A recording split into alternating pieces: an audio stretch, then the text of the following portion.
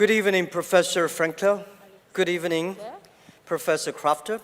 Good evening, Dr. Yalom, and my fellow doctors, faculties, students. Thank you so much. I'm so touched and moved by sitting there watching the whole ceremony. It reminds me of my weddings. It's so good. And it's such an honorable day, and it's a great day for me, and I think a great day for all the entrepreneurs, and a great day for Alibaba.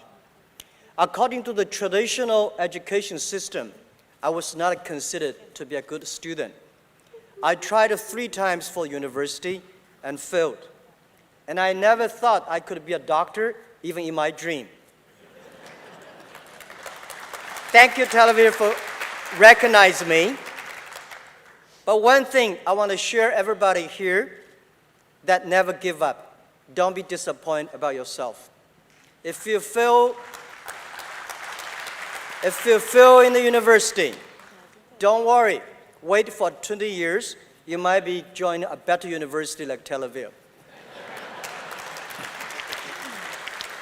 And if you fail to apply for jobs again, don't be disappointed. You should probably think about starting up a company, and that company one day may become an Alibaba. When we arrived to Israel, my friend said 120 years ago, here is only sand and tree. When I stand here at this great land, with your vision, your creativity, and your wisdom, I feel so honored to get this honor. And I think I also have the honor to amount with my fellow doctors. We have scientists, governors, president, journalists, artists. I'm extremely honored to be among with you, and I'm very humbled to do that. And I will take this opportunity to say this honor does not only belong to me, this honor is a recognition to all the great entrepreneurs that are fighting for their lives, fighting for the future on the way.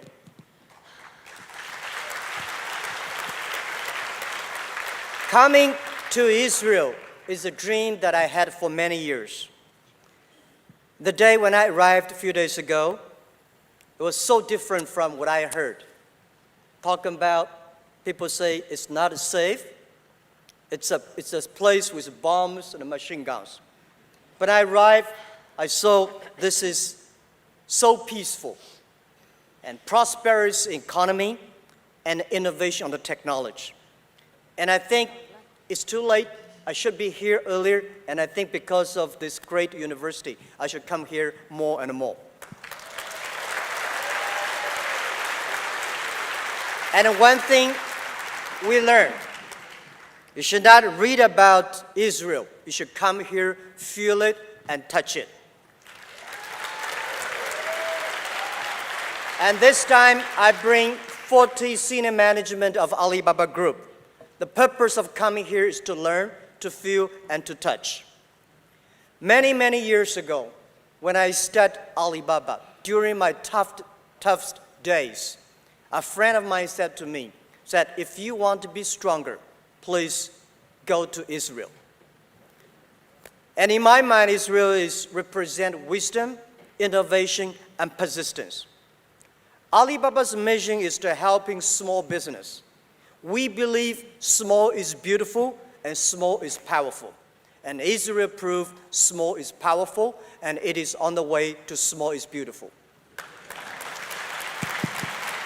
And we think beautiful means peace, beautiful means green, and beautiful means inclusiveness. And in the past 19 years, I had so many troubles. Alibaba suffered a lot. We failed. We had a lot of setbacks. We had a lot of mistakes. For more than thousands of times, I said to myself and to colleagues, never give up. Today we come here, we find people here are born to believe, never give up. And it is this spirit that made Israel the miracle in only 70 years.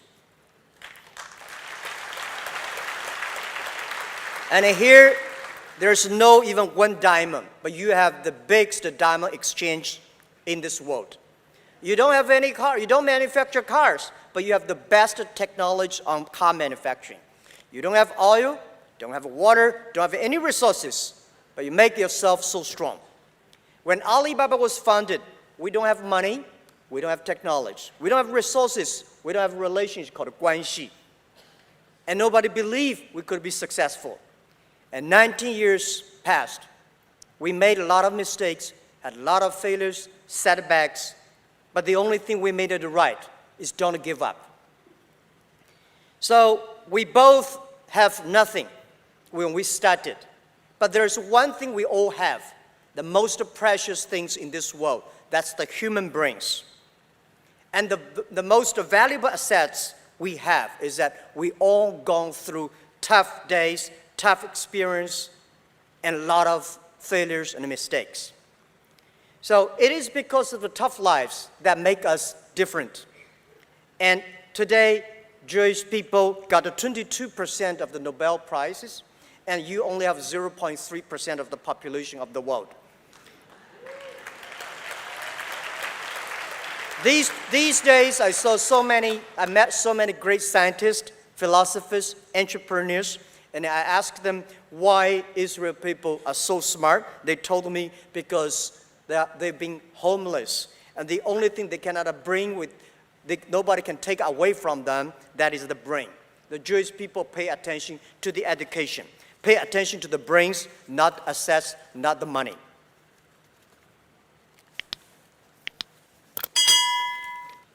And here I strongly feel that life could be very tough, but our wisdom, our courage, and our love are all come from the tough lives. And in Israel, I learned one word, chutzpah. The courage to challenge the convention. And I believe this is the spirit that belongs to the 21st century. And this is the spirit belongs to the tech revolution and belongs to the future. The world is entering the third technology revolution. The world is going to have a big change. We are entering into a new, completely different world. We are moving from IT to DT. It's not about technology. It's about a mindset. It's not the difference of the technology. It's the mindset. It's the thinking difference. IT is looking for standardization, skill, and DT is looking for individualism and personalized and customized. We believe everybody is born, is made unique and different. Every race, every people, every nation in this world are unique. In the past, we make people like a machine. In the future, we may make machine like a people. In the future, we will making sure people live better, machine should do the jobs machine can do. Don't worry about a machine will win the human beings. Human being will have the heart.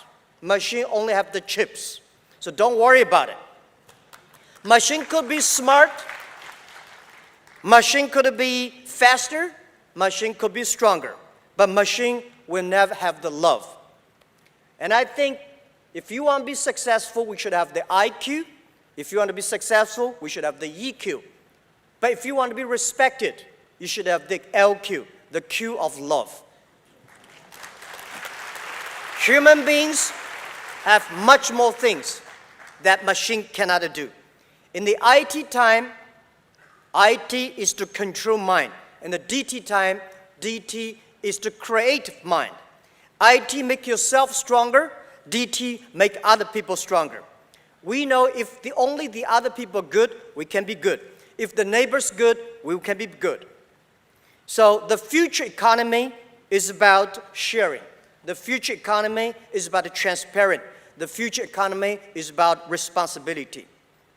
And by standing on this land, I understand and appreciate how important peace is. The first technology revolution directly or indirectly caused World War I. The second technology revolution caused Second World War. Now we are entering the third technology revolution. Human beings should not have no wars. But if there's a war, the war should be against poverty, disease, and environment. And this is the same problem. And this is the disaster we face, and this is the third technology revolution should do, and the human beings should be united. Every year, people die, the number of people die of cancer is almost at the same number that the First World War. Every year, people die of poverty, disease, and pollution. The number is bigger than the Second World War people died. So we think we should work together to solve the problem for the future, for the young people, for next generation. Makes the world much more peaceful, green, and sustainable. And I would like to say thank you so much again for this splendid, unforgettable event. And I think this honor and ceremony is a call for us to do more, sacrifice more, and take more responsibility. Yalla, let's go together. Thank you.